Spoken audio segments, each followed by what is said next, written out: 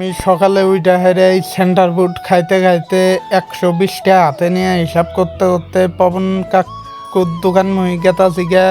ওই যে পাখিটা উইরা গেল গা, 120টার মধ্যে থেকে 40টা মোবাইলে তুলমু, 50 টাকা দিয়ে একটা এমবি কার্ড নিমু। পবন কাকুর দোকান মুই গেতেই আছি, সামনে আস্তে আস্তে আইগাইতেছি, এনেরা দেখতেই আসুন।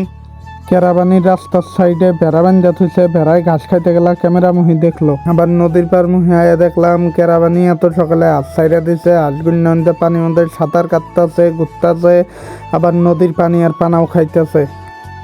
ওই যে দেখেন একজনে কত জোরে আইটা পবন কাকুর দোকান মুহি গেতাছে গা। মোবাইলের মধ্যে ফির ফুটবল, ক্রিকেট, ব্যাডমিন্টন, গাড়ি গেম খেলাইতে খেলাইতে গেতাছে। আমি কথা কইলাম, আমার হাতে কথা না কয়ে গেতাছে গা।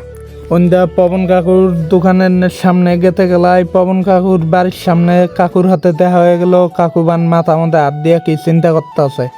কাকুর হাতে দোকানে এলাম, কাকুরে কইতেছি যে 40 টাকা রিচার্জ করে দাও। ওই যে আমার হাতের মধ্যে টাকা দেখা গেতেছে।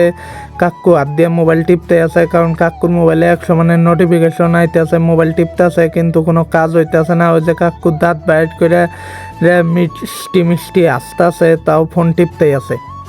কাকুরে আমি মোবাইল নম্বর কইলাম, কাকু মোবাইল নম্বর উঠাইতেছে, উঠাইনা শেষ হইলো। তারপর কাকু একবারে আমারে মোবাইল নম্বর কইয়া হেরে শুনাইলো কোনো ভুল টুল আছে নাকি।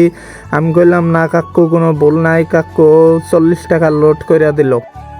টাকা লোড দেওয়া শেষ হইলো, আমি কাকুরে একটা 100 ঢেই নোট দিলাম। 40 টাকা লোড করার পরে কাকু ওন থেকে আমারে আরো 60 টাকা ফিরাই দিব।